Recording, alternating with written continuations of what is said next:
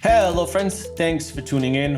Got a great episode for you this week. But before I introduce the guest, as always, please follow, subscribe, rate, and review the show. It helps boost the podcast, grow the audience, and ultimately helps me bring the best guests onto the podcast and make it the best show for you guys. Additionally, please follow me on social media, ROYBTZ on Instagram and ROY_BNTZ on Twitter. There on Twitter, you can subscribe to the newsletter, which gives you access to updates, occasional blog posts, news about guests, and the future of the show.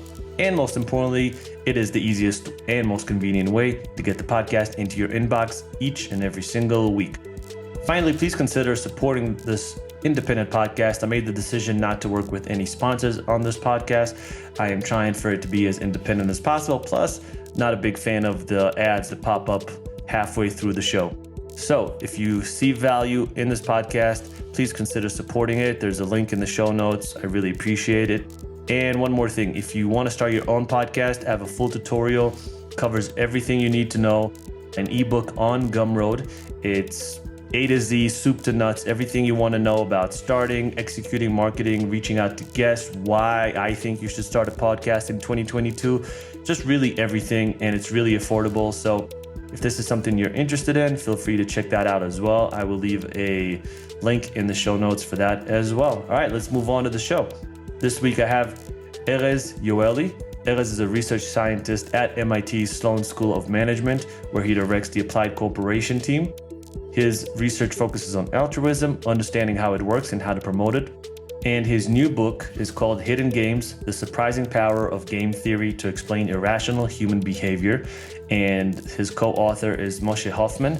Moshe was not on the podcast today, but he is an integral part of the book. I was super happy, super pleased to have Erez on the podcast. We covered so many interesting things.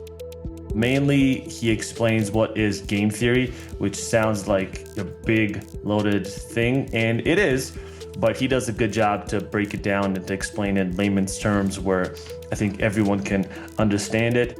And it applies to so many different things that we do and maybe we don't consciously think about. And that's why I think it was so interesting. He also had a very interesting TED Talk about altruism, and we covered that as well. I think that's in the second half of the podcast. So if you're interested to learn more about game theory and how it applies to just everyday life, stick around and you're going to love this episode. So let's just jump right into it. Let me introduce this week's guest, Erez Yoeli. Enjoy the episode, everyone. The Genuinely Interested Podcast.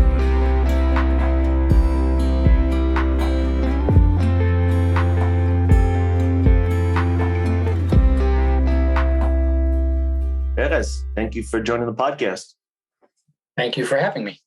Yeah, man. Well, first, congrats on the new book, Hidden Games: The Surprising Power of Game Theory to Explain Irrational Human Behavior. And I'm interested in the irrational part, and we'll definitely get to that. But before we kind of get into the whole mix of things, maybe give people just a little bit of an introduction, who you are, what you do. Sure. I'm a researcher at MIT. I kind of do two things. One is the thing we're here to talk about today, which is use game theory to try to understand the origins of people's quirky preferences and beliefs, their sense of rights and altruism and ethics, beauty, and so on. And then the other is to try to tease out some practical applications of that work. So are there things that we can learn by understanding people's preferences and beliefs that we can put to work to make the world a better place in some way? Mostly working on questions related to pro-social behavior. How do we get people to be good to others? And we do that in a variety of different domains. We work on sustainability and on charitable behavior and volunteering, on health behaviors like things like wearing masks or getting vaccinated or taking your antibiotics, things like that, all with the goal of getting people to do more of the kind of stuff that benefits other people. How did you get to do this field? How did you get into this field? Like most people, I guess a combination of accidents. I first started working on altruism because basically my dad had introduced me to somebody under the assumption that they would like give me some data to do some analysis in grad school. Mm-hmm. And I go to this meeting, and he's working for an energy company, and he says, listen, I can get you data, but actually what I need help with is we got this great program and nobody's signing up for it. And I don't know why. And I said, okay, well, I don't know how to sign people. I don't do any marketing. Yeah. I'll look at what the literature has to say. I'll see if there are any ideas in there. And so I went back and I dug around, and I came up with some stuff. And next thing I knew, I was running large-scale field experiments for 18 months in California and trying to see if we could test different reasons why people were responding and not responding to different mailers and different other strategies. And suddenly I was studying altruism. So then were you reverse engineering it instead of saying, how can I, because a marketer thinks like, oh, how can I get these people to buy a product or a service or sign up? Were you thinking, why weren't they doing it? And then let's take it from there? Yeah, I think in a very naive way at first. So when we first started working on this, I think my understanding of why people are altruistic and why they engage in pro-social behaviors was pretty rudimentary. I came at it as an economist, and economists, I think, no offense to all the economists listening, but they tend to not dig in to try to understand where preferences like pro-social preferences come from in a particularly deep way. They kind of tend to take them as given. People have these funny preferences, and given that they have these funny preferences, what can we do with them? And I had approached it that way. And so in the sense that, like, if you really want to reverse engineer, as you're suggesting, I think it actually helps to not do what the economists are doing and to dig a little bit deeper and to say, okay, but why does the preference work this way? Can we engage it better by understanding it better? And in fact, it was with my co-author, Moshe Hoffman, that I started thinking in this way. He would, if you've ever met him, he asks why a lot, kind of like a 5-year-old, it's like, but why? But why? But unlike a 5-year-old, the whys have a lot more logic to them. And he would ask me questions. I would say something like, in this case, people are responding to the fact that we've made their behavior more observable to others. And they seem to be more motivated to engage in pro-social behaviors. When that's the case, there's nice laboratory studies that show this. There's this field study that we just ran that showed this. We got triple participation rates when we made people's behavior more observable. And he was like, but why? And I was like, I don't know, because people have a preference for observability. And he was like, that's the dumbest answer I've ever heard. That's not a because answer. Mm-hmm. What is the because? Like, why does that preference exist? And he said to me, I think that we should be thinking about the literature in biology, mathematical biology, and a little bit more seriously. They have this whole literature since the 1970s about where cooperation comes from. Why are animals pro-social to one another? We should look at that literature a little bit more seriously and think like if maybe the preferences in humans also arose in similar environments and can be described in similar ways. And he was the one who really pushed us to come up with, to look underneath the surface, to look under the hood of where these preferences were coming from, and then do the reverse engineering exercise that you're describing, where you're saying, okay, maybe we're not engaging that preference in the right way. Maybe we can come up with ways to better engage it. And so that's, in some sense, what we now do is, I think, better described by reverse engineering. But back then, I don't think I was that good at it yet. It's so funny, like when you have that, when you said like a 5-year-old, when 5-year-olds they'll ask you why a lot. And sometimes, like, I don't have kids, but a niece and nephew and like my friends' kids, and they'll ask you questions, and you all of a sudden you're like, I actually don't, like, you can give them an answer, but you don't, like, if you kind of take a few layers off of that, you're like, I actually don't know it that well. And it's interesting to see, like, you think you know it because it's just one of the things you take for granted. But when like a kid kind of probes, why is that? Why is that? Why is that? They'll ask you a couple of times. You start to think, actually, I don't know that. I actually don't know that too well. Yeah, I should probably look into that. It's so interesting. And there's an analogy to the way science is done, in which, or at least social sciences, in psych and econ, there's kind of a place where you stop with the whys. Mm-hmm. That to folks in other fields maybe doesn't make that much sense. They're like, but why? You guys can't just like rename this quirky phenomenon and say that you found an answer. That doesn't count as an answer. Tell me where it came from. Yeah. And so I think that to some extent, even though we're laughing about kids, but I think there's actually a bit of a difference in the expectations that the fields have for answers about what counts as a legitimate answer. And actually, in fact, I think the book to some extent is filling a gap because of this. It's basically saying, here are dozens of super interesting phenomena that people in psych and econ have documented. The one that we were just talking about, with altruism. Why do people respond when others are watching them? Why do they suddenly feel more altruistic? Or you could ask, like, why do they give, but then give ineffectively? People talk about the warm glow of giving. This is a classic paper from 1989 by Jim Andreoni at UCSD about like this quirky behavioral aspect of altruism. You can look at things like when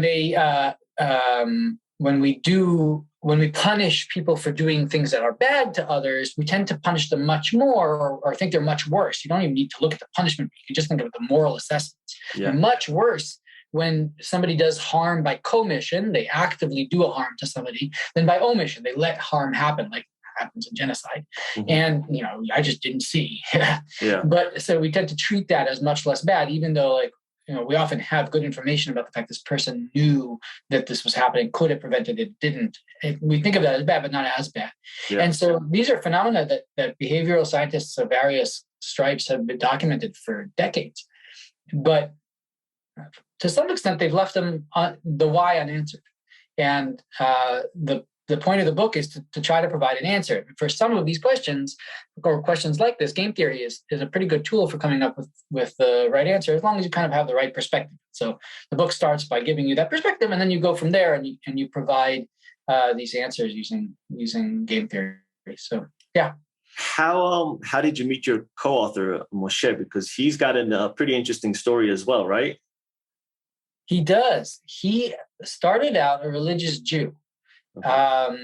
He grew up in Lubavitch and went from one yeshiva to the other, got kicked out a lot because he asked why too much. And they don't like that. Sure don't. He got kicked out of more schools than anyone I know. And I am kind of exaggerating by saying he got kicked out by asking why too much, but kind of not. Okay. And he one day somebody gave him a book by Richard Dawkins, and he found it to be super compelling. He had already been asking kind of questions of like, he had this intuition that the answers he was getting from rabbis to his why questions were not super compelling, and Dawkins is pretty compelling. He is. I mean, the guy is number one on compellingness. He's the top dog in the atheist. But it's interesting that Moshe even was open to the idea of reading such a book. Like, there's a majority of Hasids, they won't even. It's like it's blasphemous, muktzeh. Like they're not going to touch any book like that because, God forbid, it may rattle their whole foundation that it's built on.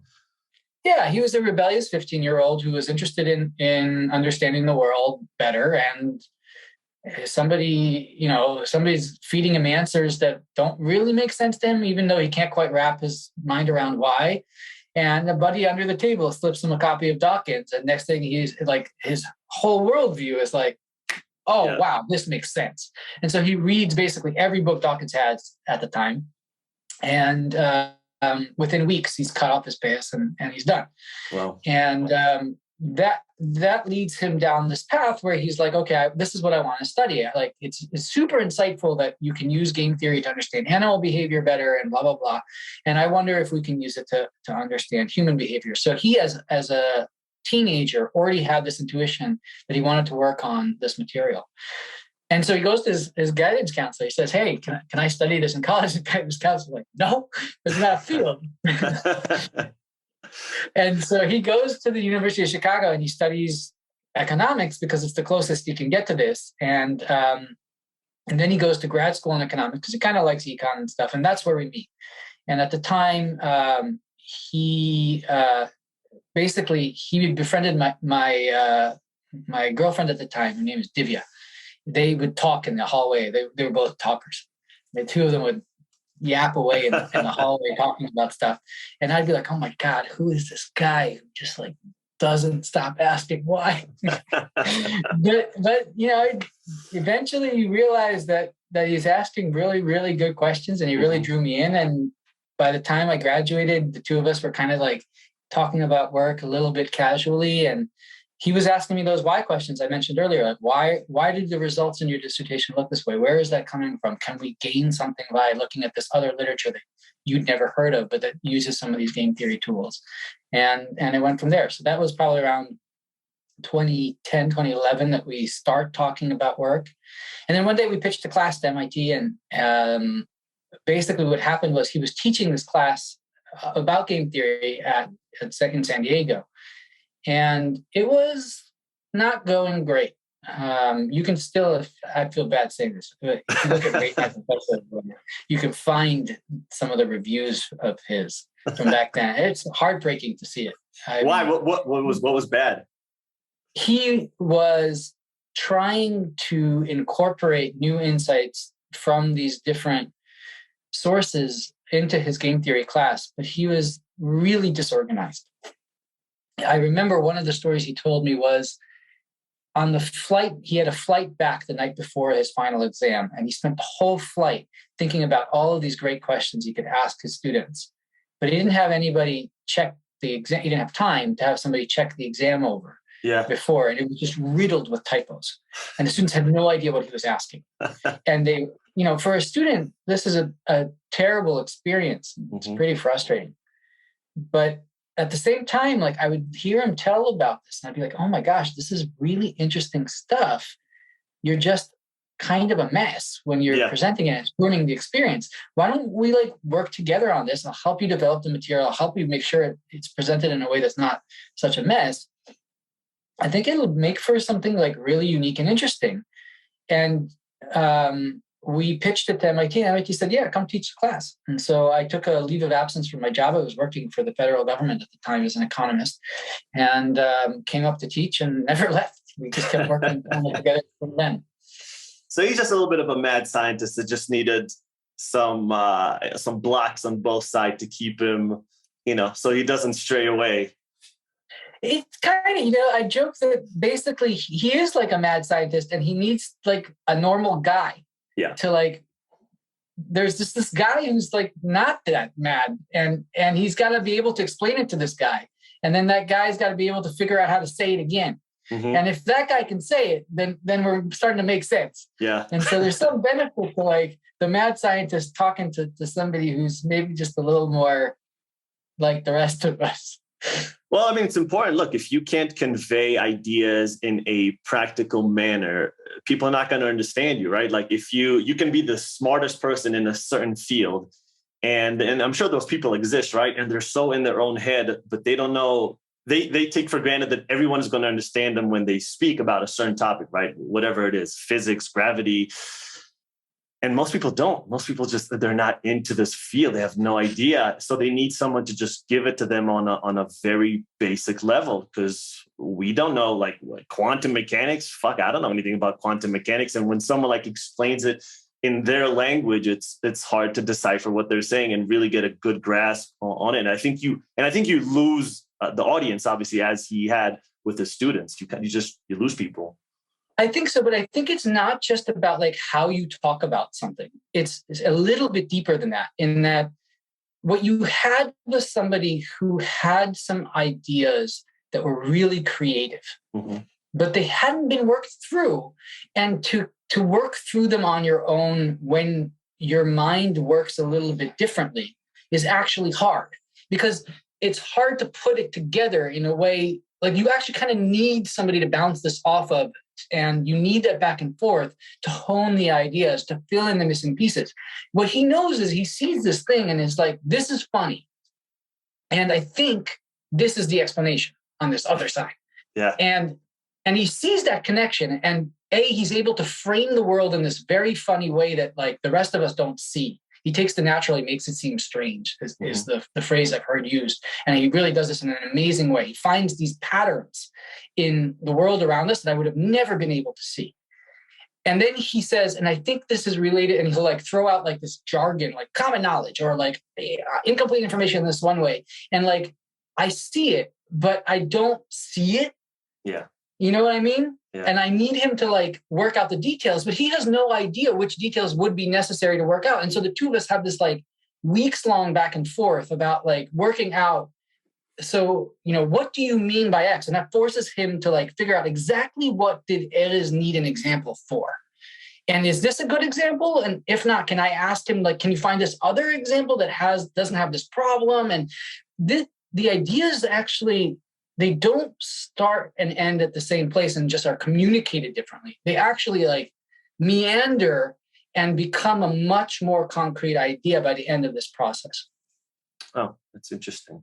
All right, so let's get to the big question. All right. And I guess this is a great thing to piggyback off of, because game theory is such a loaded, like when I heard game theory initially, I was like, I have no idea what it is. It sounds very complicated.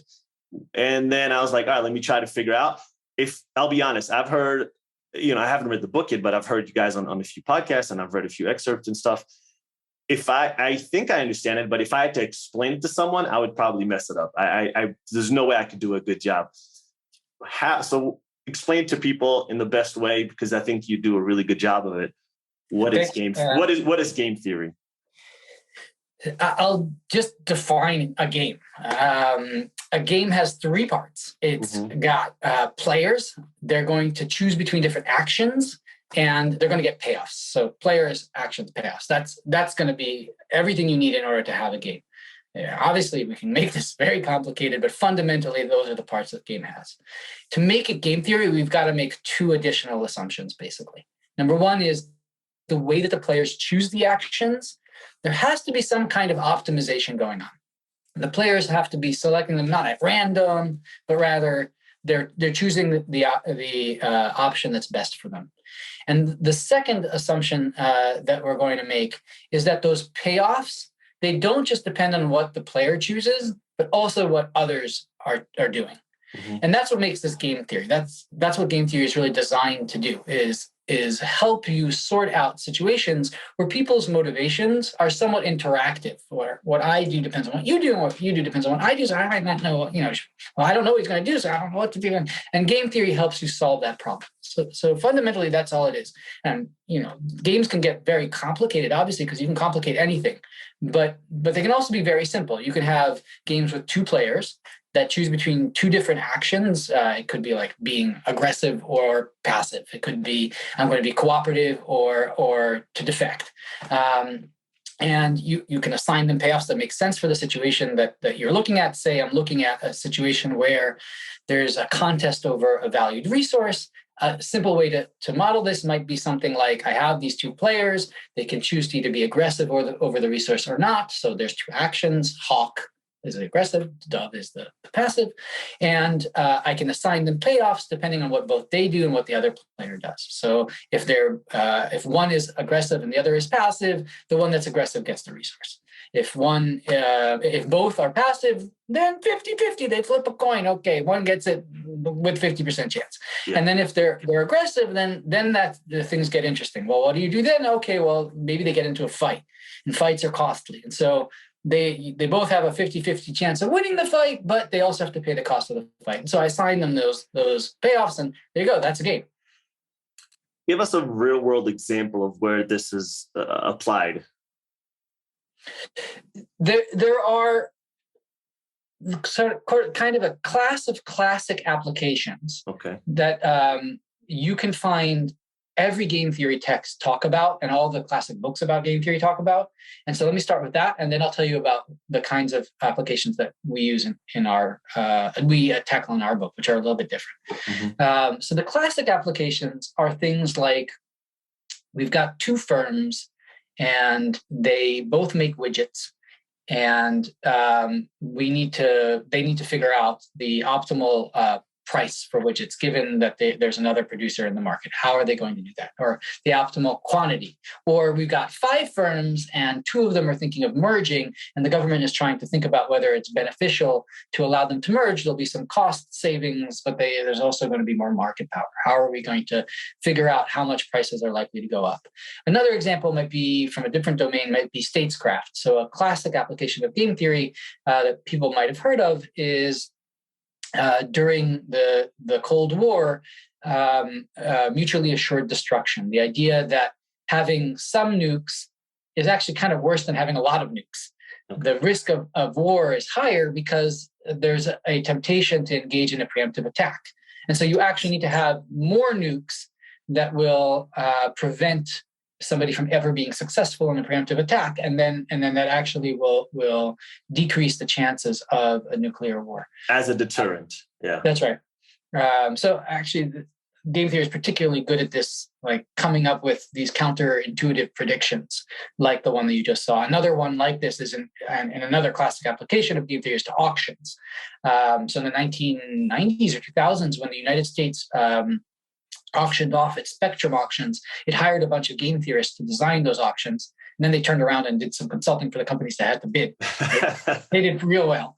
And then later, one of them even won a Nobel Prize for that work. So he's triple dipping. Yeah. It's a triple win for him. That's right. But basically, like the design of auctions, understanding how people will bid in an auction, depending on the rules, how changing the rules will change those bids, et cetera. That's another classic application of game theory. And another place where game theory has been used to kind of show counterintuitive implications is if you've ever heard of a Dutch auction, which has its origins in the 16th century in the tulip mania. What auctioneers would sometimes do is if a tulip bulb didn't get any bids and the price fell far enough, they would crush the tulip. And so that's kind of counterintuitive, especially since the tulips at the time, at the height of this tulip mania, those bulbs could be worth a lot. I'm going to forget the amounts, but it's something like hundreds of pounds of cheese is the equivalent. So it's a lot of money. And so the idea that you crush that, whoa, like why would you ever do that? It's like, imagine somebody came to your block and auctioned off the cars.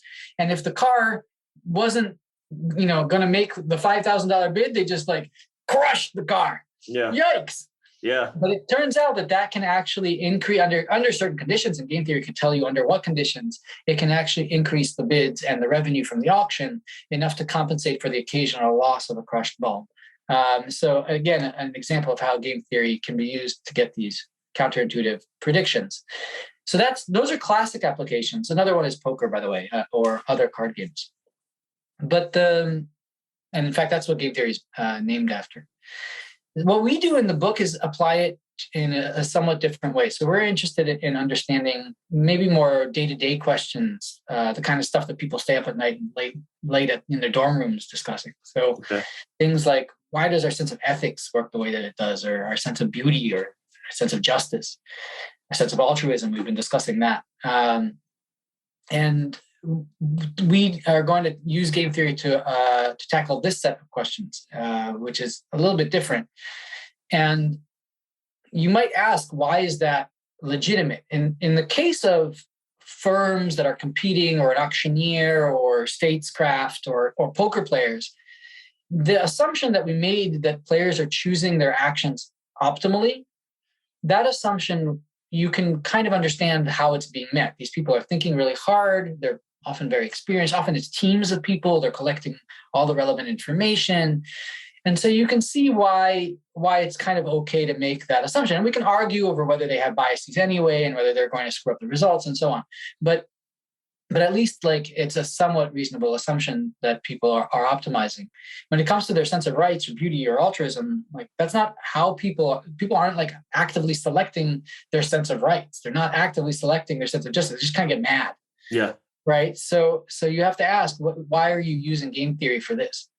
And here we're building off of more biological applications of game theory. There's this tradition of using game theory in bio to understand things like, why do animals cooperate? Where does Where do animals' sense of territoriality come from? Why do peacocks grow really long tails? Why are long tails such a thing amongst various birds? Where does bird chirping come from? And so on.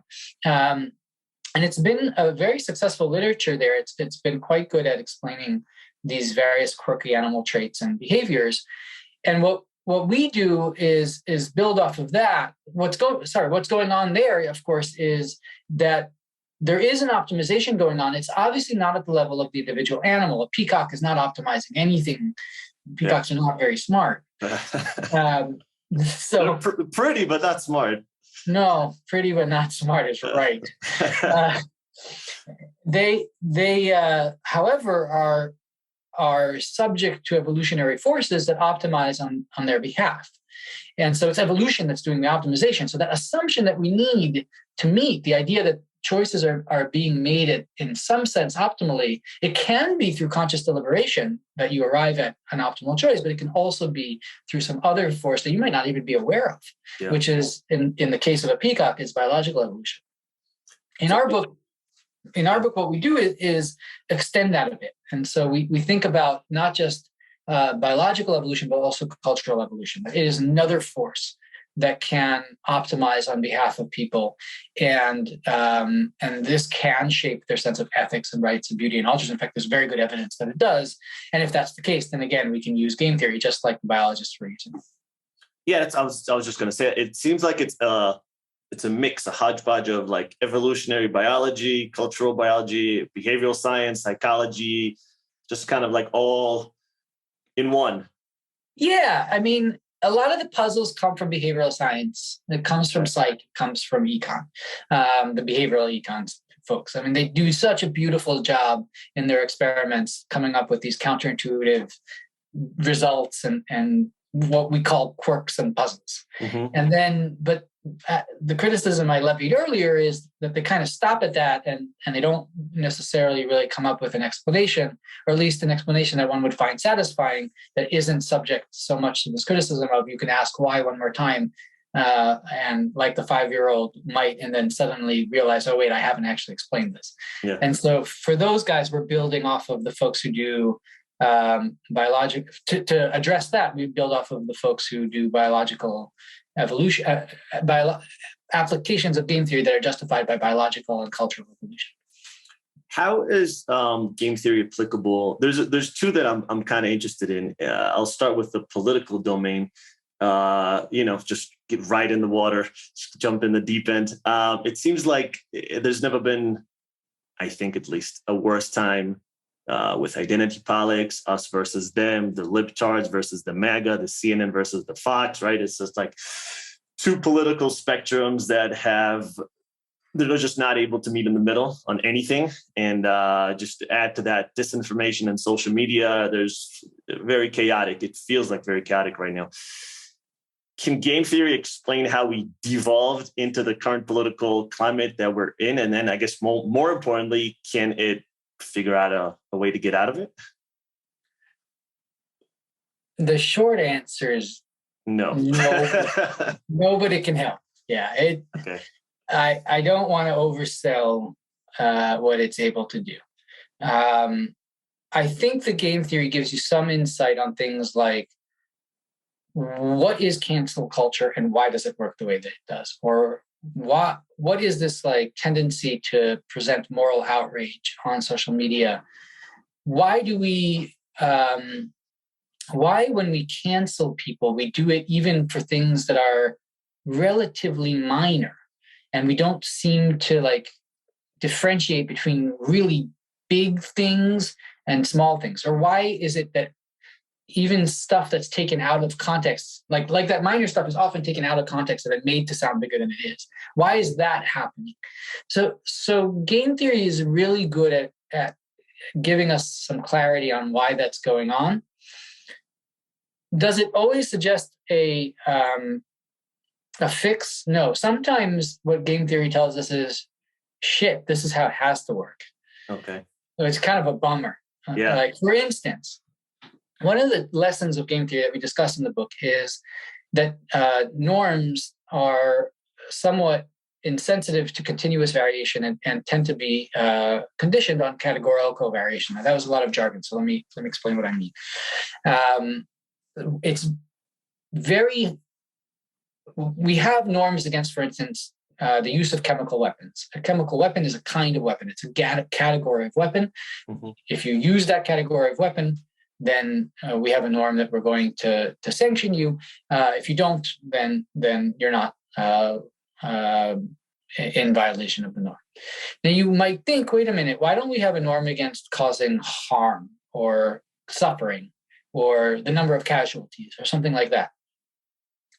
In fact, like to some extent, the use of chemical weapons, outlawing chemical weapons is supposed to get at that. It's supposed to prevent suffering. It's supposed to prevent casualties. So why don't we just say, hey, if you cause more than X casualties, then you're going to be subject to sanctions.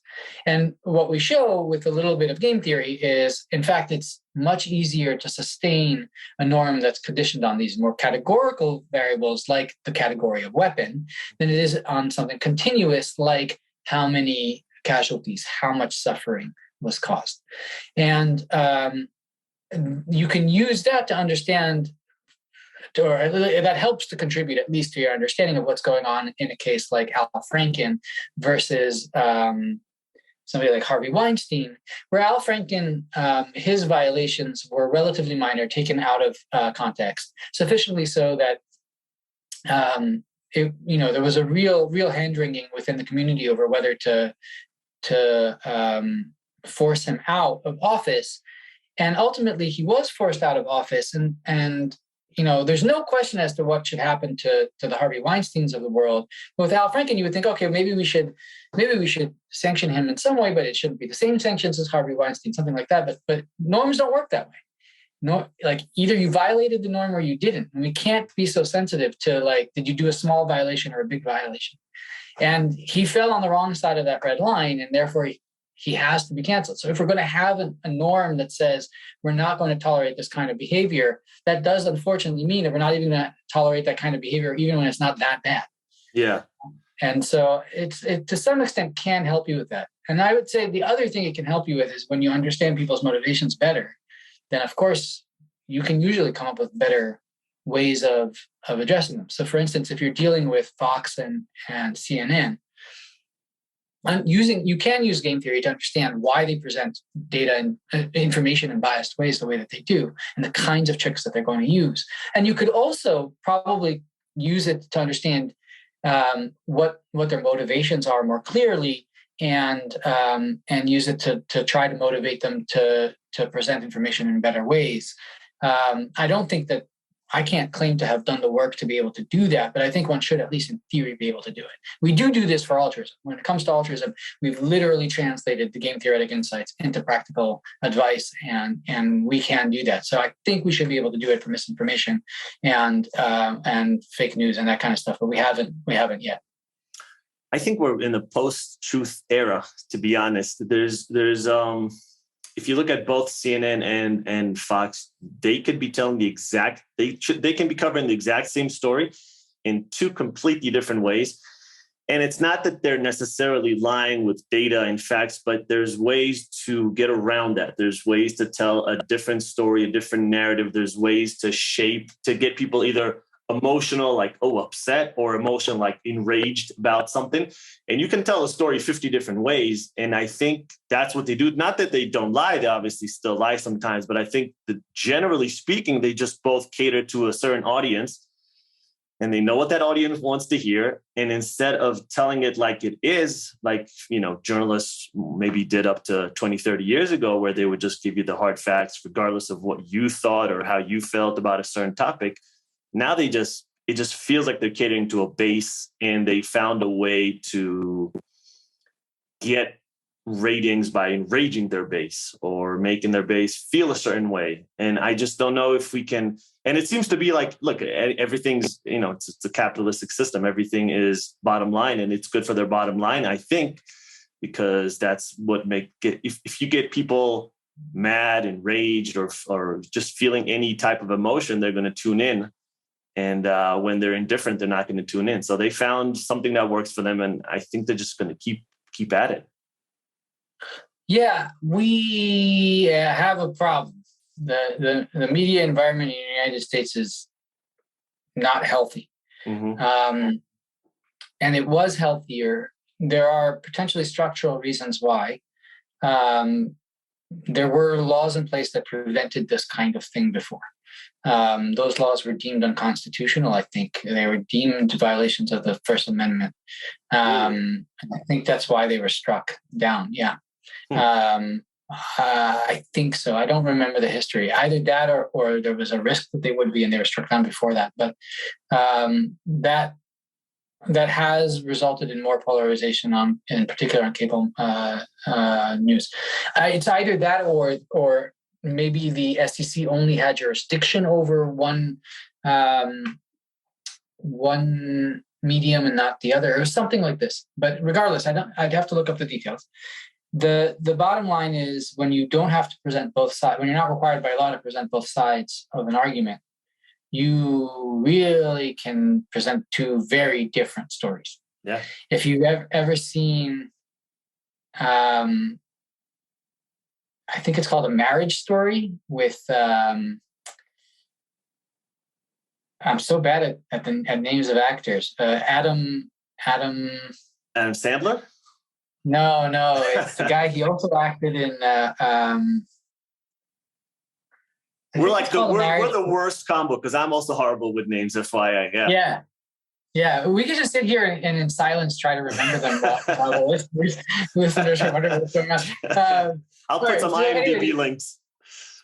There's this wonderful movie with two wonderful actors whose names I'm forgetting, whose name of the movie I'm also forgetting. So this is totally. They will stay anonymous forever.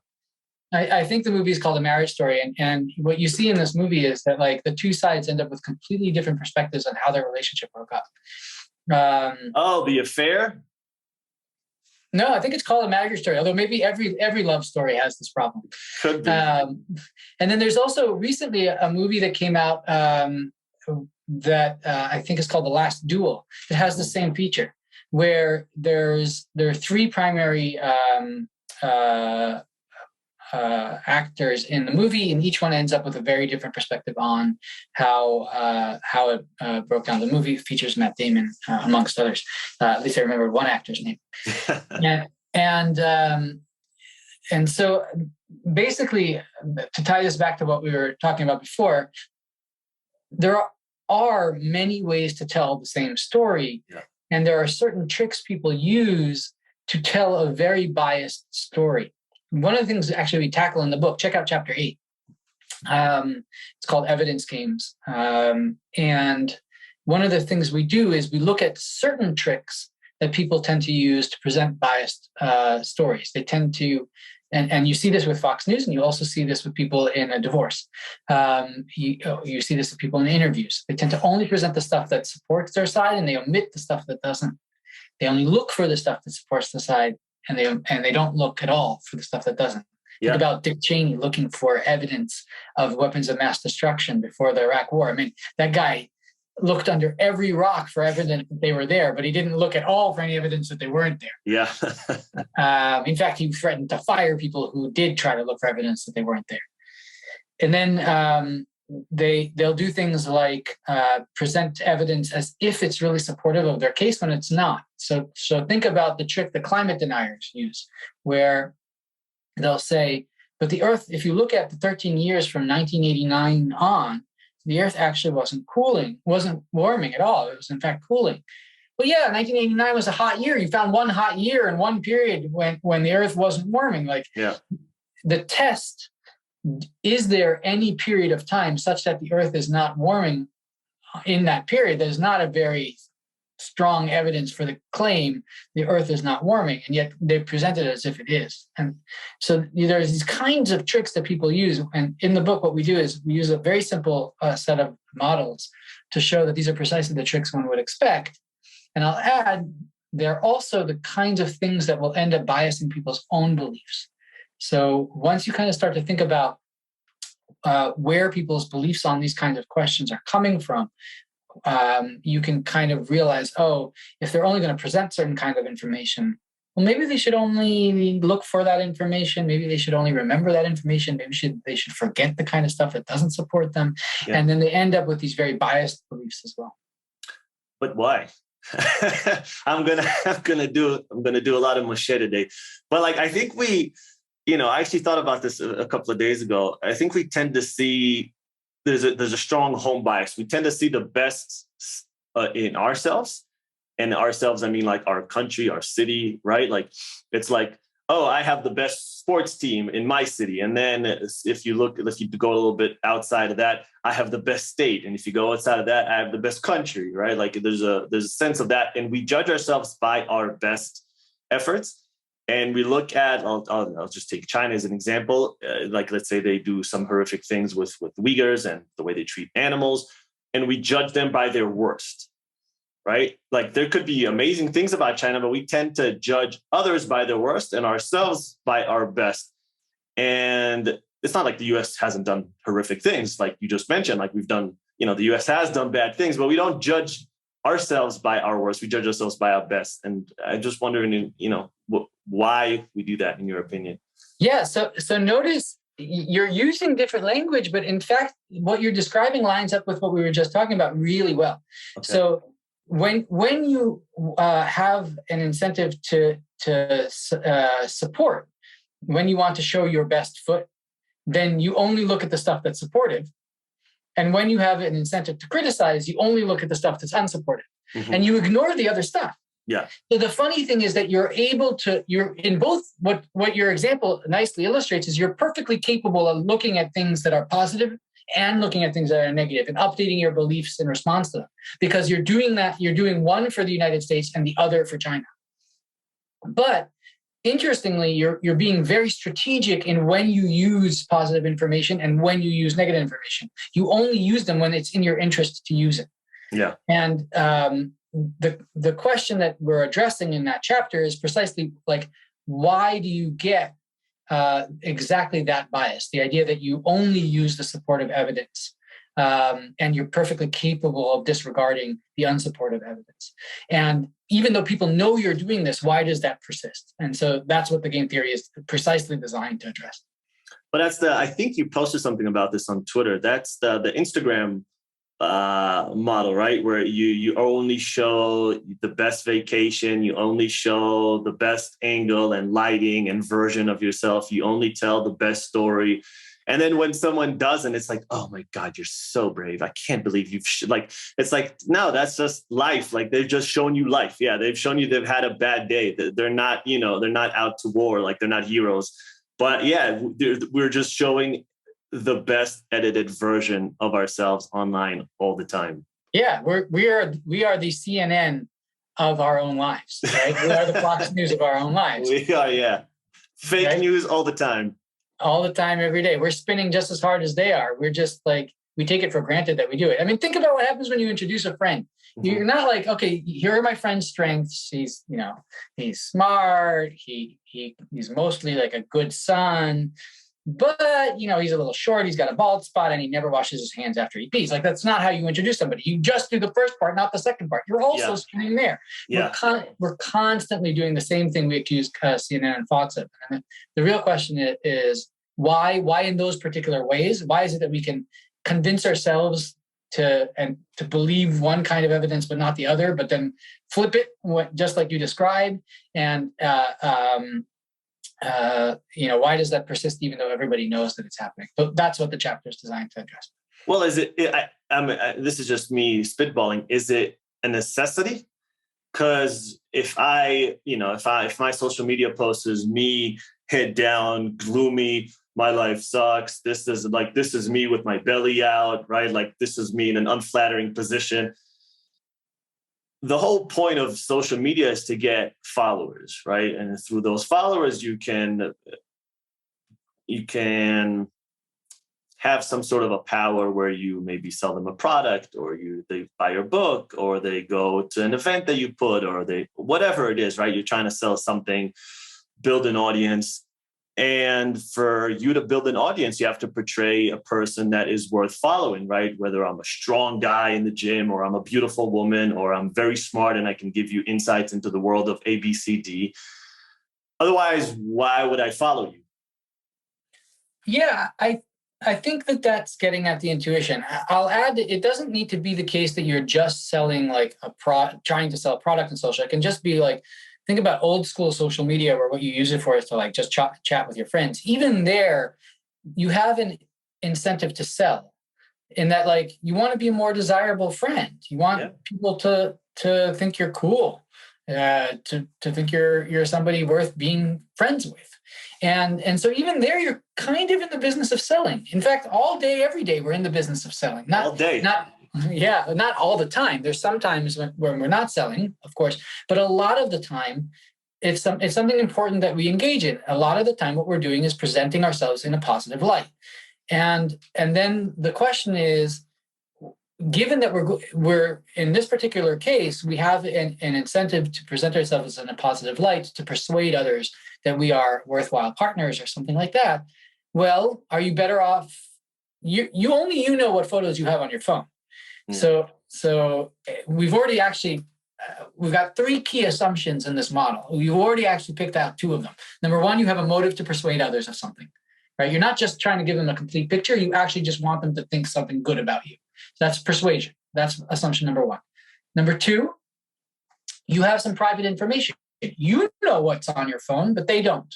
Mm-hmm. You know how hard you had to try to get the perfect selfie and how many photos you took of it. They don't. Yeah. And so there's some private information. That's assumption number two.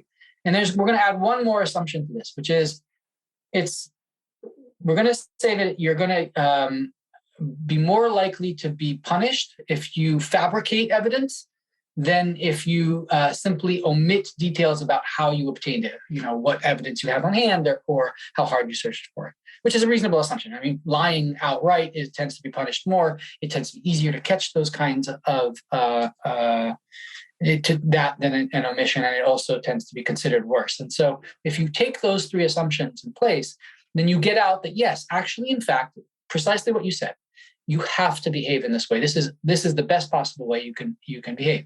And the intuition is that just imagine having two pieces of evidence in hand. Something that's supportive, something that makes you look good, something that's unsupportive, that makes you look bad, that picture of a bald spot or whatever.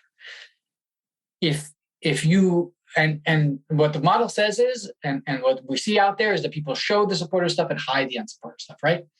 Well, imagine not doing that. Imagine not showing the supportive evidence. Well, then people will just say, well, you just didn't get it. Yeah. And so they'll adjust their beliefs about you downwards. Oh, he never has any good photos. That guy's boring.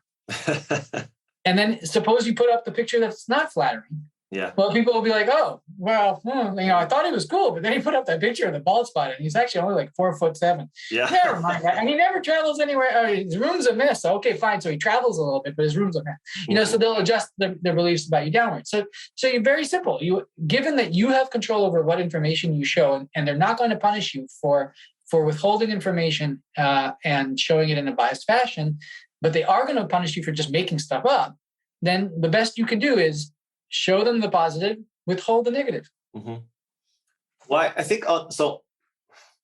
On the flip side, as a quote unquote air quotes follower, why are humans so desperate to find saviors? It feels like it's in our DNA, right? Whether it's religious figures or tribal chiefs, dictators, sports figures, cult leaders, politicians, celebrities, financial gurus, even like you said, just like a food guy, girl on Instagram, and they have 500,000 followers, and then they'll talk about some new product, and I'm going on there, and then they'll have 500 comments, and those comments are social proof that for me, that says, wow, all these people believe in them. I should probably believe in this person as well. And then slowly I started to this person creates a following. I go to him for, this is my go-to for food from now on. Like, why do we want to relinquish power and to a being or a figure that could guide us into a better existence of some kind? Why are humans like that? Why are we wired this way? Sheesh, I'm not sure I certainly don't have a complete answer to that question. Okay. That's a tough question and an interesting one. Yeah, I'll bug Because about it later. But I have some thoughts. because it's true in the animal kingdom as well, right? There is a hierarchy. There is a top dog, top baboon, a top cat, like in most animal structures, right? Yes, but the reason that you're describing a let's look at like an Instagram influencer. Sure. There's a sense in which the Instagram influencer is not the same as a top dog in the wolf pack or in the chimpanzee troop, because it's not like the Instagram influencer will beat you up with his friends if you don't give him your banana, or your morsel of I don't know, rabbit that you caught, which is to some extent what's going on within the animal kingdom. Is like top dog often represents someone who has built up, is themselves A, quite strong, and B, has an alliance such that you're forced to give them resources. It's not really what's going on with an Instagram influencer. They're not forcing you to give them stuff through physical force. Now, obviously humans have that. Like, we have kings and dictators and things like that take our, quote, tax us, but basically throw us in jail if we don't give them stuff.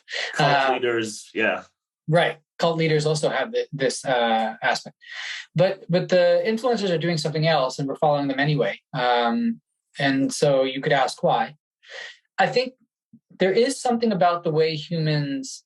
I have two thoughts that I think are relevant. I don't know how insightful they are, but one is we do look for quick fixes, and we tend to be kind of weirdly optimistic about the possibility of finding one. I think that to some extent this makes sense. Like, you want to constantly be exploring ways to be making your life better. And if something looks like it's an easy fix, it's worth trying. But often it's too good to be true and it doesn't work out. And then you just kind of move on. And if these things aren't so costly, like I tried the paleo diet, and it's like, okay, well, I lost 3 pounds and then I stopped losing weight and like didn't work that great. And actually I tried paleo and worked great. So maybe I shouldn't.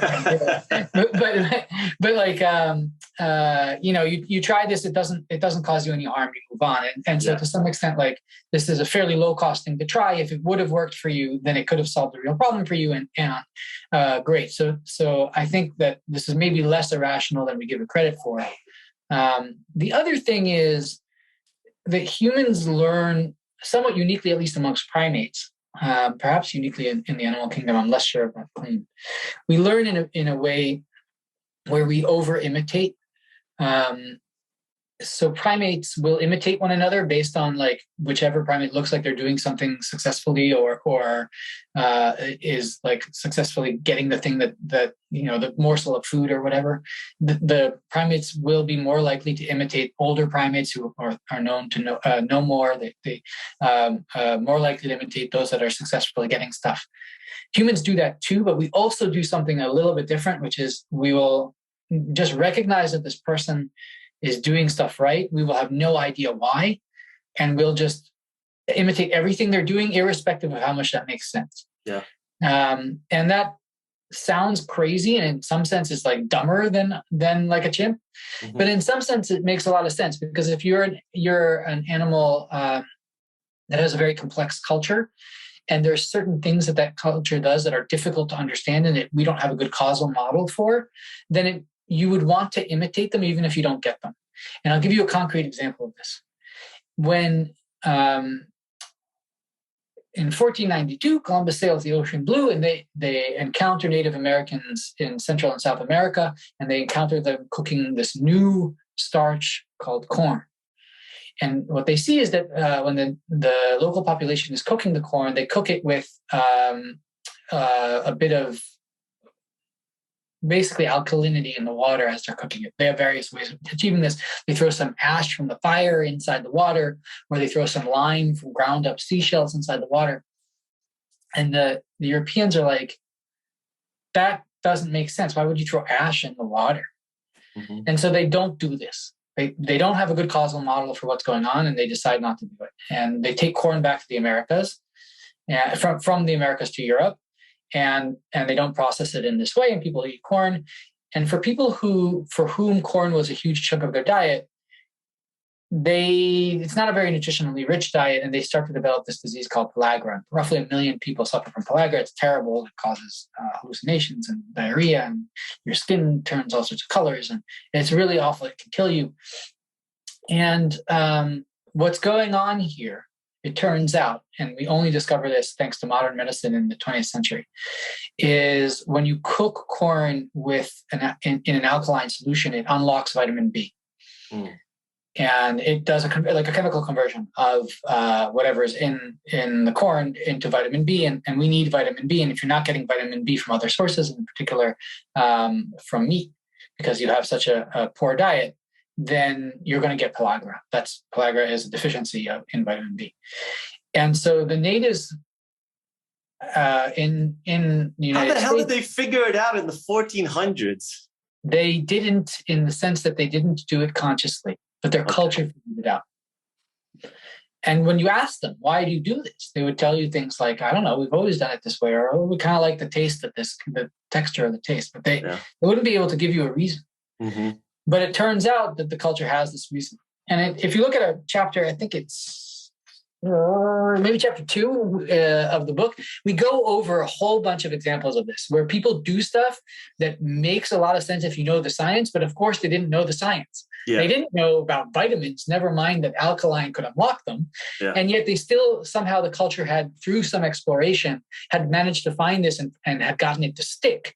And then what happened was, in this particular case, while most of the time humans are pretty good at over-imitating, in this particular case, European hubris caused them to think they knew better, and they didn't do it. And they paid the price for that. So I think that bringing it back to your idea of like, I'm going to have the savior figure, I'm going to have this influencer kind of figure, I think perhaps to some extent this is contributing to that. We see somebody who's got their shit together.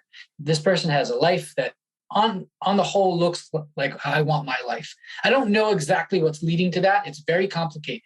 And so I just copy a lot of what they do, and I follow them, and I kind of pay very close attention to what they're doing. And it is, in some sense, a good way for me to make my life better, because understanding exactly how this person became successful and which piece contributed and which didn't is actually pretty hard.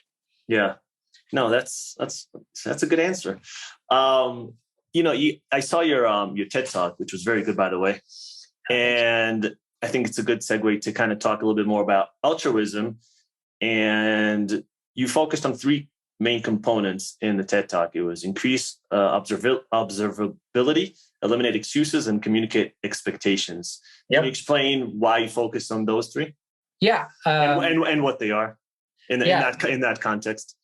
Absolutely. I'm glad you're giving me the chance to do this, because in the 11-minute TED Talk, I wasn't allowed to dig into this too much. Oh, now as long as you want.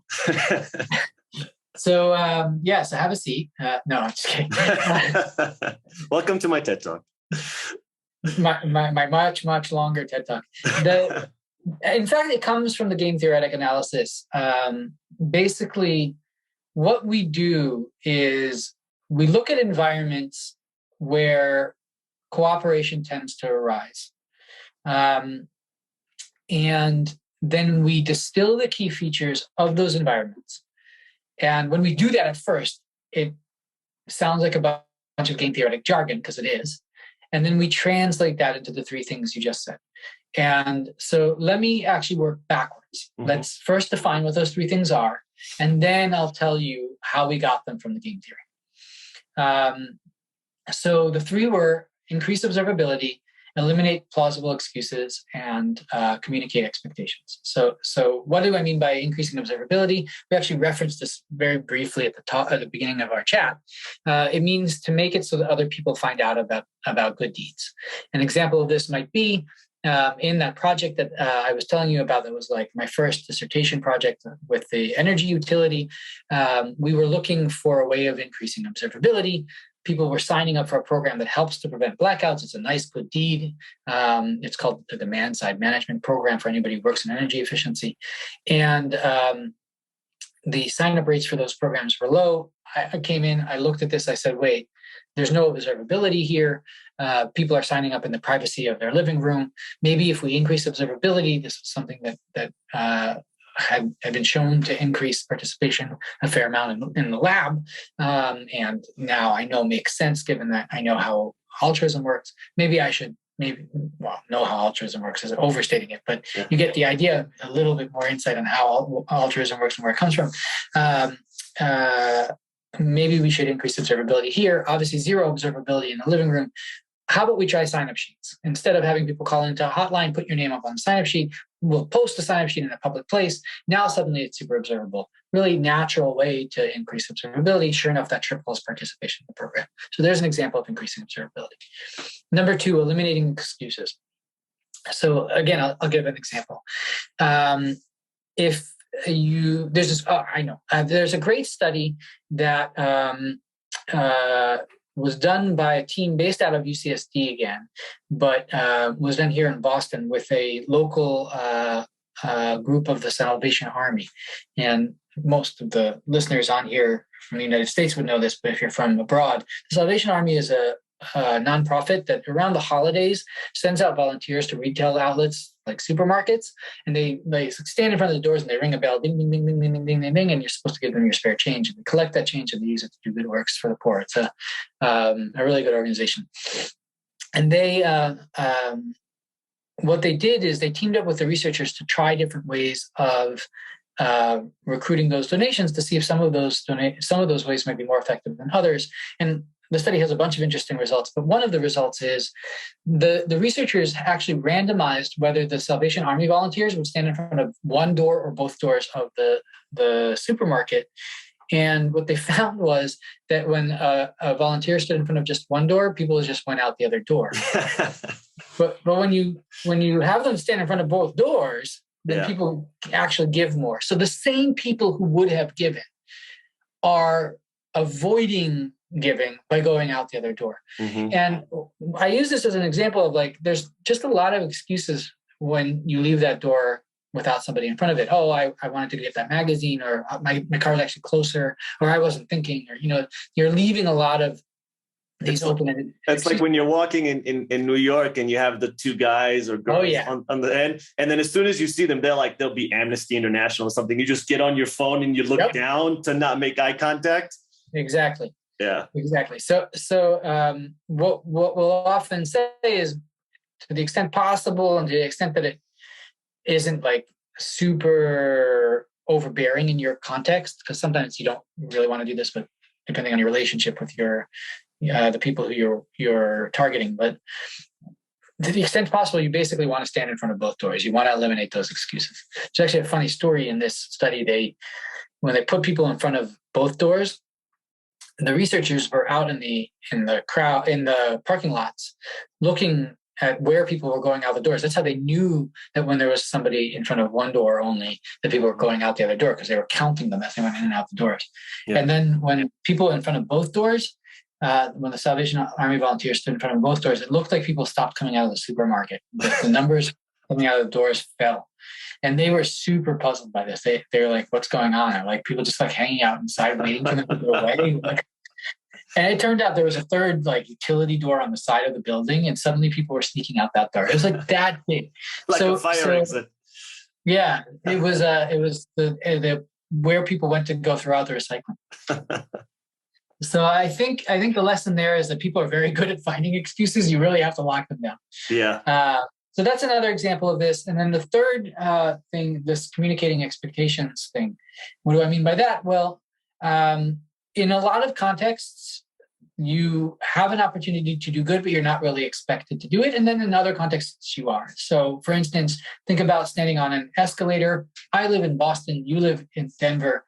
If you stand on an escalator in Boston and you stand on both sides, somebody will ask you to please move over, because there's an expectation that you leave half the escalator clear to let people go by. Mm-hmm. That's a nice thing to do. If people are in a rush, they can go by. You're not blocking the escalator. Yeah. But as soon as I arrive in Denver at the airport, I realize, wow, I'm in a different place, because everybody just stands on the escalator and blocks it, and that's totally fine. Yeah. And there's no expectation, literally everybody's doing it. There's no expectation that you'll leave it clear. And so here's a nice example of the fact that in some places you're kind of expected to do the good deed, in some places you're not. Another example of this is littering. Some places in the world, it's still okay to litter. In the United States in the 1950s, it was More than 50% of people will tell you that they littered. But we've had concerted anti-littering campaigns that have changed those expectations. And so in the US and Europe, no longer okay to litter, but in some places in the world, still okay. Here again, you see that it's always a nice thing to do is to not leave a mess behind you, but only in some places are you expected to do that. So what we tell people is if you want people to do the good deed and they're actually expected to do the good deed in this context, then you should tell them that, because they're going to be sensitive to that information. If you're from Denver and you show up on an escalator in Boston and somebody goes behind you, you get it, you move. Yeah. And maybe it takes 2 times, but pretty quickly people are going to pick up on the fact that they're expected to do this and this behavior, and they're going to abide by those expectations. And so that's the third piece. So that's what they are. And then you asked where they come from. And I'm not going to do the full game theory for you, but basically here's the gist. We're going to consider a situation where somebody is being asked to do a good deed. And they don't do that in a vacuum. There are potentially other people around. And those people may interact with them in the future, and they may reward them in some way or punish them in some way if they don't do the good deed. They can. They don't necessarily have to, but they can. And they also interact with each other, and they also have the opportunity to do nice things for each other, to punish each other.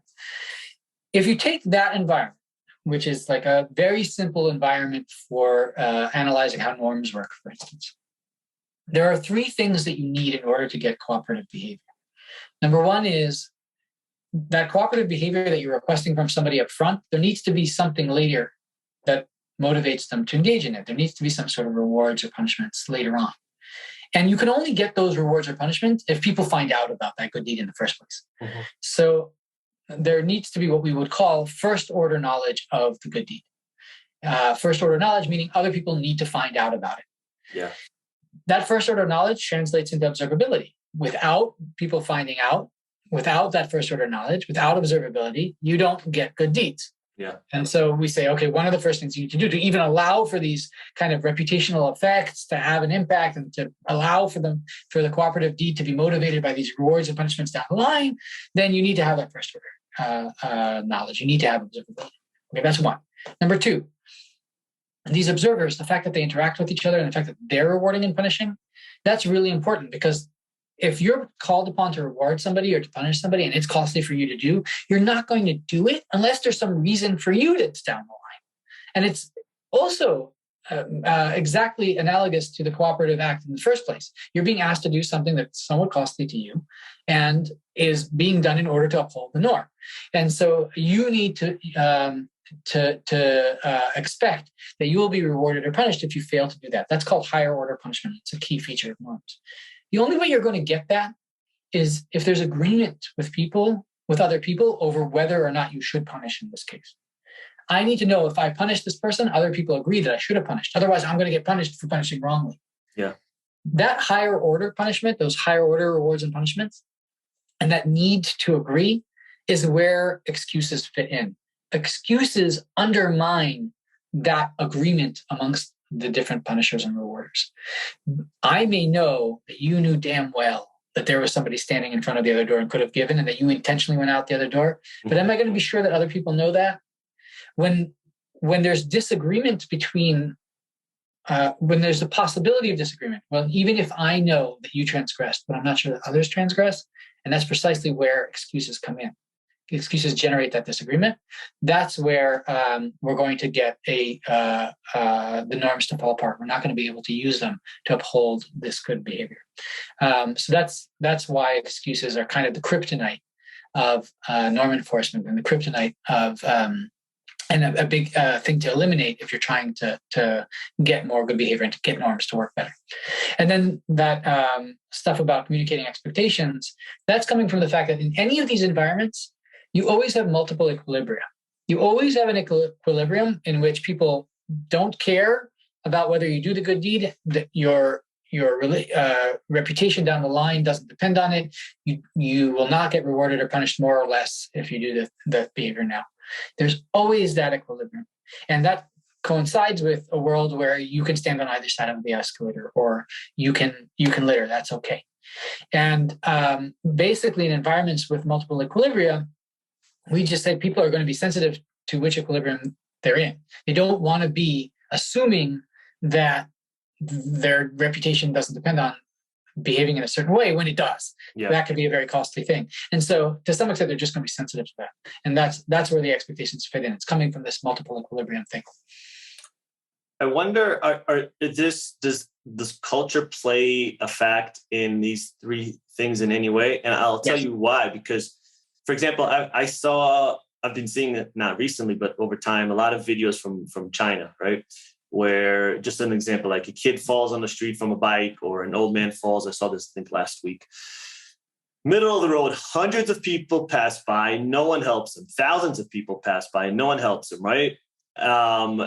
And it kind of goes against that. It would be the perfect place for the hero to come in, help this person up, right? Reputation, everyone sees him, he gets a pat on the back, but that doesn't happen. And again, that's for me is like, I think I would hope that here in the US and in Israel and other countries that would happen. But for some reason, and I don't know why I'm seeing those videos specifically in China, but is there I guess, is there a difference in culture? And B, are there things that you can look at through a framework of humanity that would just be good across the board and wouldn't have to necessarily fit, a culture or a country? Let me answer the first question first. So just does culture matter? And the answer is very much yes. So this idea that norms can be different in different places is this idea that there are multiple equilibria in these environments. And you could be in one equilibrium in one culture and another equilibrium in another culture. Yeah. That once you start thinking about the world as like, these good deeds are at least to some extent motivated by norms, and you recognize that norms can vary from place to place and that different norms can be in equilibrium in different places, then it makes a lot of sense that cultures vary on this dimension. Now, you could ask, and I don't think the game theory will answer this question. I think you need to add more like cultural evolution kind of thinking to answer this question. Where do the norms come from? But the fact that they differ across culture and across time, that makes a lot of sense. And so I think in the short answer to your question is, does culture matter? Yes, very much so. And we'd expect it to matter a lot. We'd expect these norms to vary from place to place and for different cultures to arrive at different norms. So that's the answer to that. Are there universals? Yes, but not maybe in the way that you're expecting. In that the thing we expect to be universal is the psychology we use to enforce the norms, not the norms themselves. So the idea that observability matters, the idea that excuses matter, and the idea that expectations matter, that's the thing that's universal. Not you shouldn't litter or you should litter. Your hygiene standards or whatever, that can vary from place to place. We're just going to enforce them in the same ways. We're going to use that same psychology to enforce them. I will say there do appear to be some norms that are somewhat universal. So for instance, there is a fairly universal norm against murder. Murdering within the in-group. You're not murdering outside the group is not murder in most cultures, but murder within the in-group is considered as I think a norm you'll find in virtually every culture. So some norms do tend to arise fairly universally, but as a blanket statement, the thing I would count on being universal is more the way we enforce norms and less the particular norms we end up enforcing. Yeah, it's so wild. I remember even as a kid, like we used to just throw stuff out the window, or we used to go to a restaurant and be like, smoking zone or no smoking zone, or even on the plane, right? Is this like, right, as if the smoke just stays in one area confined by the air that's surrounding the area. But yeah, there's so many things that, or even just, I don't know, language, political discourse, political correctness. There are so many things that have changed in my lifetime, in our lifetime, in just 20, 25 years. And it's a constant evolution of new rules, new cultural norms, just new settings that just pop up all the time. And nowadays, it just seems like it's even quicker. Yeah, I agree. And there's a few things that are tough in that kind of environment. So for instance, it's very hard to know when the norm changed. That's kind of a continuous variable. Remember, we were talking about categorical versus continuous. Yeah. So you can have a norm that says you shouldn't engage in certain behavior. That norm can arise at a certain point, and now the people who engaged in that behavior are subject to censure, even though they engaged in that behavior prior to the time when the norm arose. And this is constantly in the news right now. So it's in the news in terms of Me Too. Al Franken was an example of this. It's in the news in terms of sensitivity to race issues. Even arguments between folks who maybe support leaving statues up in the South tend to take this flavor, although I actually think that in that case, it's kind of a plausible excuse for leaving symbols of white power up. But they at least take this flavor. The fact that they take the flavor, I think, is somewhat informative. But this is also culture, right? Like this doesn't happen. Like a lot of the race stuff and the more gender stuff that is existing right now in the U.S. That doesn't really. It's not talked about in the majority of the rest of the world, outside of maybe U.S., Canada, a couple of countries in Europe.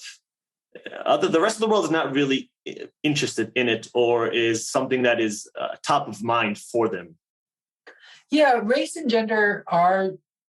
Well, I don't know about gender. I'll come back to gender in a second, because I think that you're getting more similar discussions on gender around the world. So, for instance, I know that the Me Too movement is not as strong in France. Having spent a little bit of time in France recently, I know it's not as strong in France, but that it has had an impact. Mm-hmm. And there are pretty fierce discussions that are very closely related to the Me Too movement in the United States around how one should behave towards women in the workplace in France right now.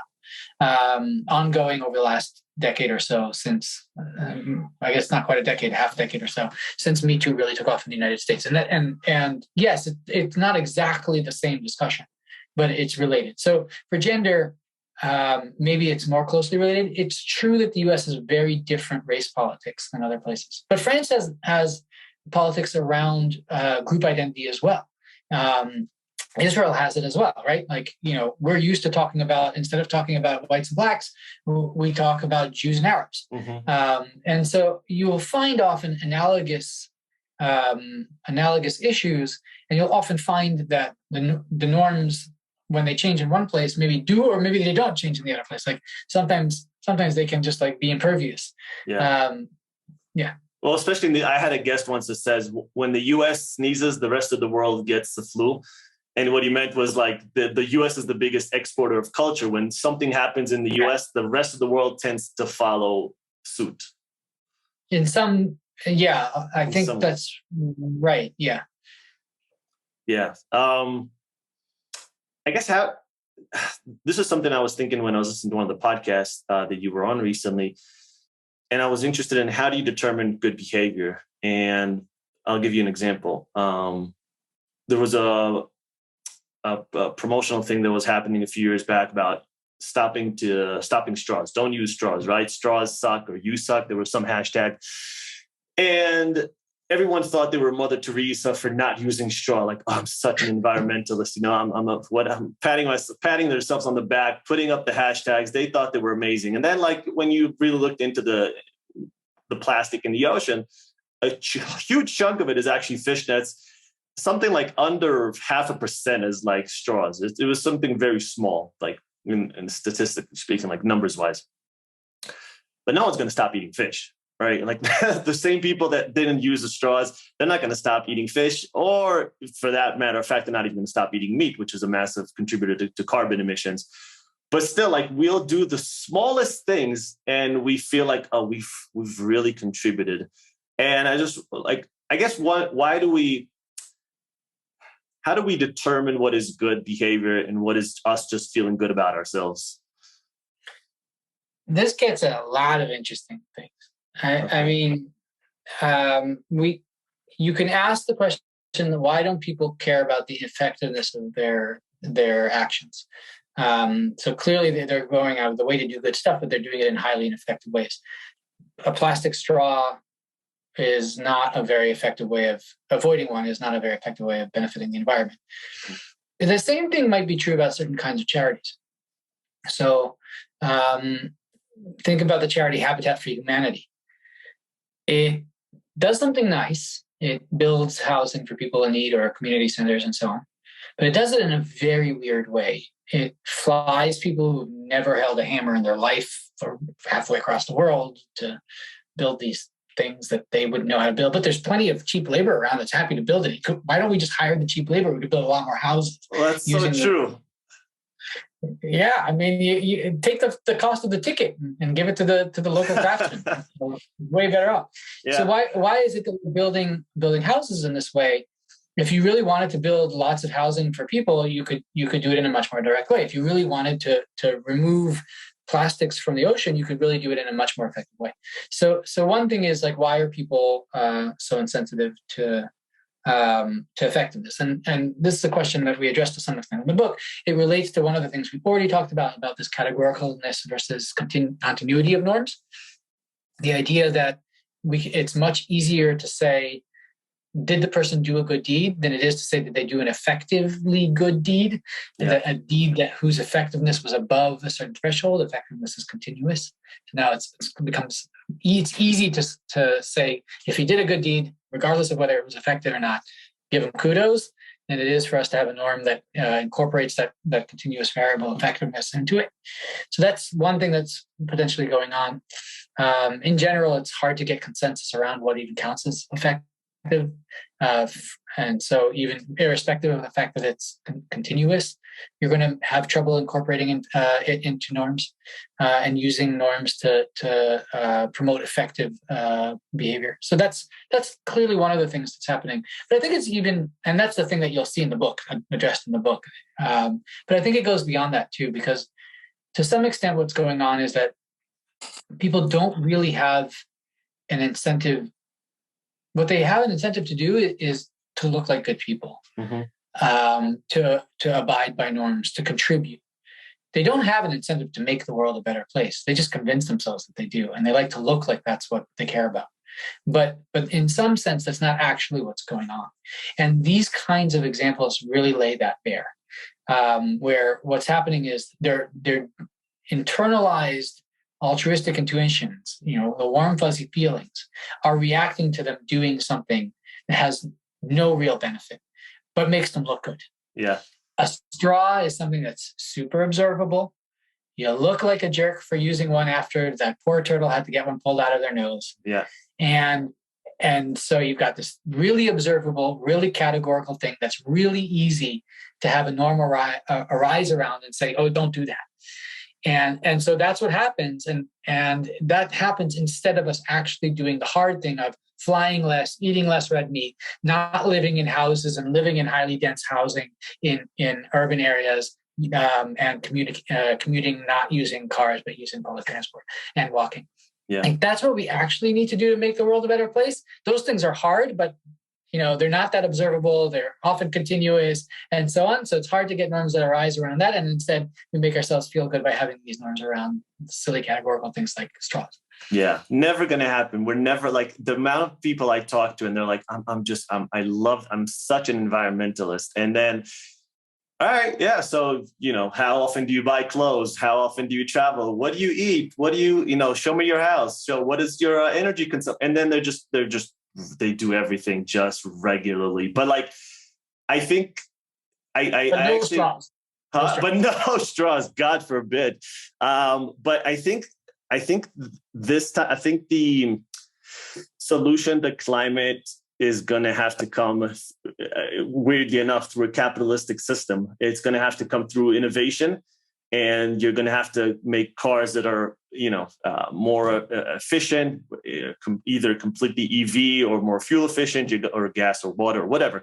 You're going to have to make clothes out of better materials. You're going to have to make food that's more sustainable, like those things. And right now, a lot of companies do say this stuff, but it's a lot of buzzwords that mean nothing. Like all the stuff on your food packaging, for the most part, means absolutely nothing. But I just don't think people have the will, the strength to change, uproot their whole life, buy less clothes, eat different food, travel less, enjoy their life less in that sense. I just don't think the majority of people will do that. So I do think it's going to have to come through innovation, through new products and services. I think that I agree and disagree. I agree in the sense that, like, I've seen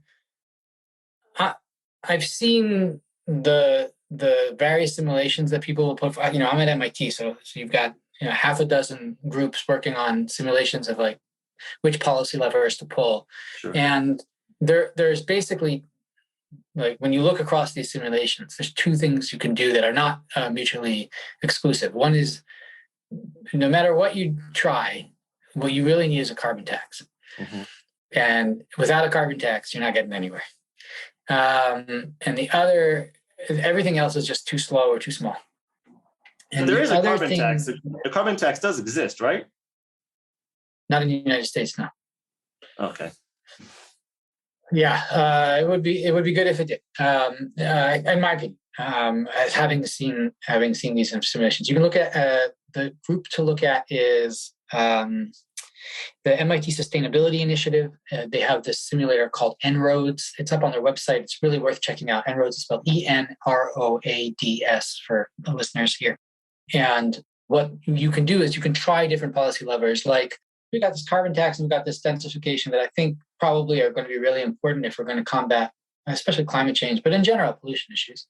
And then the place where I disagree with you is on, are people willing to change their lives? And I think that the answer is yes and no. They're not going to be willing to change their lives unless the norms change too. There's no reason to. Right now, they look like perfectly good people if all they do is avoid a straw.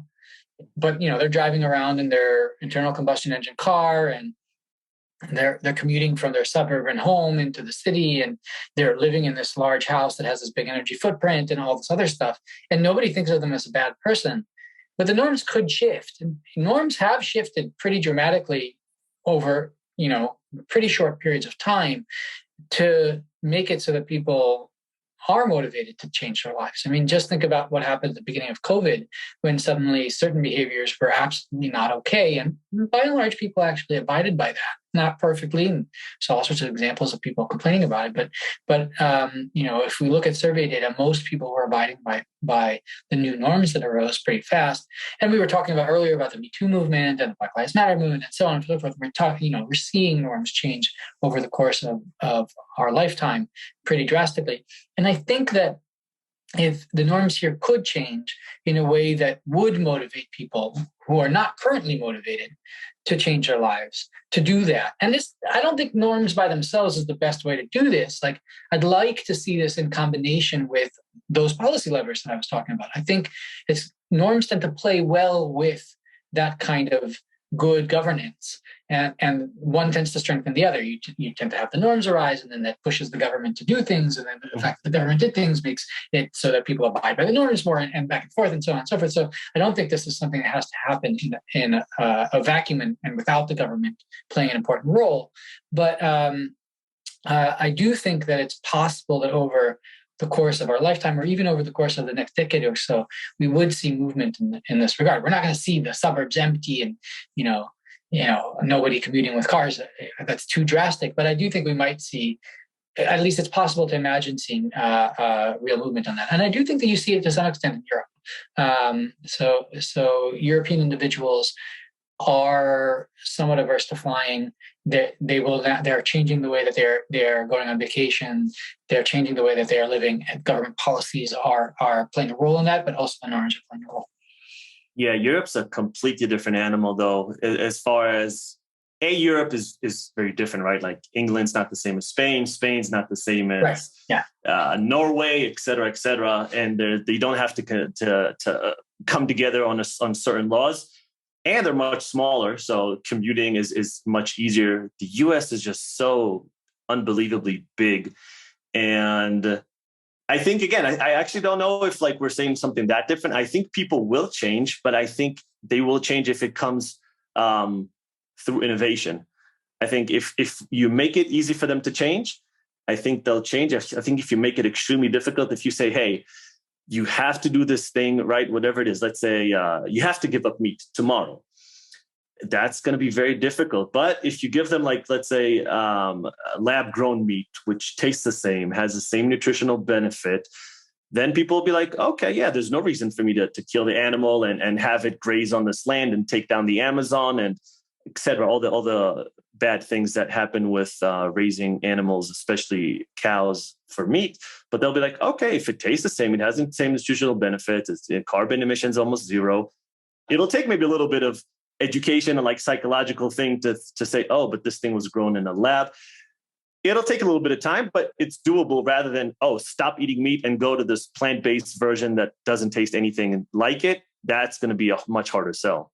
I agree. I mean, obviously, like, it's easier to motivate people to do things that are easier to do. Yeah. But norms do sometimes motivate people to do stuff that's hard. We are seeing vegetarian rates rise. Now, we need them to rise faster, and what you're describing is really going to help with that. But we are seeing them rise at really fast rates, especially, for instance, in Germany and in Israel. We also have examples of entire societies that have gone vegetarian relatively rapidly over the course of 1 to 2 to 3 generations and have stayed that way for generations for whatever reason. Think about Japan. Japan only really started eating meat about 100 years ago during the Meiji Restoration. And so you had centuries worth of vegetarianism enforced by some combination of government and norms in Japan that was fairly successful. So people there forgone meat, which is the same, in fact, in some sense, a bigger cost to pay when you have less good nutrition than we do now. And yet they were still able to do it. So sometimes you see norms get people to do some pretty hard stuff. So I would say, like, they're able to do it. It's always easier when it's easier. Technology will really help with that. But we kind of need all of the different things. We need good governance. We need continued technological progress. We need norms, and they'll play together. Like, the fact that we have the norms gives an incentive for somebody to innovate, because now they look like that savior figure that we were talking about earlier for having done something that's good based on, what people think of as normative. And then that also pushes the government to do good policy and use these technologies and allow them, and so on. So you get this kind of a bit of a interplay or virtuous cycle. Yeah. Well, I hope you're all right. Erez, this was a lot of fun. I really appreciate you coming on the podcast today. Thank you.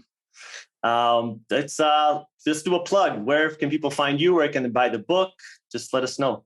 I've got only one person in the world who's named after me. So if you Google me, you'll find me. Who's the other person? No, that's it. That's me. It? You're the only person? I'm the only Erez Yoeli on the planet that I know of. Achievement. Yeah, not my achievement. But you can Google me if you want to engage, if you want to chat. The easiest way to do it is probably on Twitter. My handle is EREZ Yoeli, no spaces, no capitals, no underscores, none of that stuff.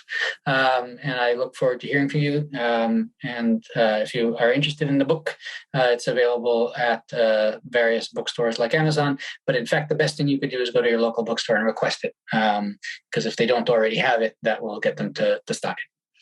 Awesome. All right. And I'll be sure, as always, to link it in the show notes, make it easy for you to find. Erez, thanks again. This was a blast. I really had fun talking to you today. Entirely my pleasure. I hope we talk soon.